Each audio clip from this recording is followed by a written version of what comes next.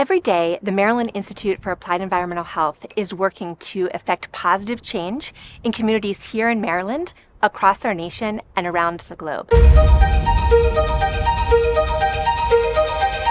We are addressing issues from environmental injustice, environmental racism, to airborne infection transmission, to water reuse and ingenuity, to understanding food safety and food toxin issues in our food supply. I like to say that we are small but mighty.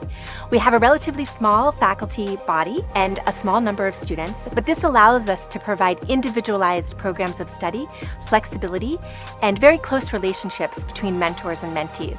My experience has been amazing so far because of, number one, my advisor, Dr. Amy Sakota. I wouldn't be here without her. So, she's been very amazing, welcoming, and one thing about her is that she is interested in what would make you a better person, what would grow you as a researcher or as a scientist. We are located in the DC metro area. We have a pretty big network and access to different organizations that are focusing on these very important environmental health problems, so we can make connections for students with some of these organizations. My research focuses on how the air indoors is an important factor in how we catch colds, flu, and COVID. Improving the air quality indoors is critical to our pandemic preparedness, but it's also critical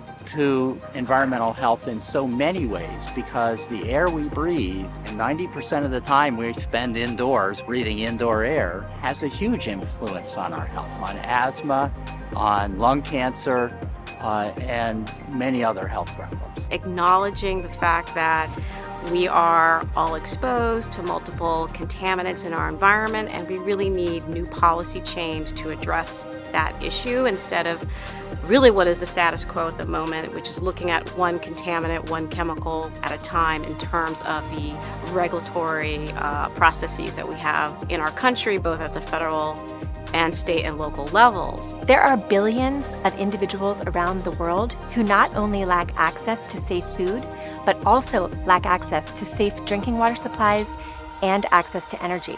So the idea of the Global Future Alliance is to address all three of these inequities and all three of these systems: food, energy, and water. This institute combines basic environmental health with field work, with community engaged work, and really tries to take what we've learned about environmental health and not only move the knowledge frontiers, but make sure that that knowledge gets out to the world and that it gets applied, that people use it.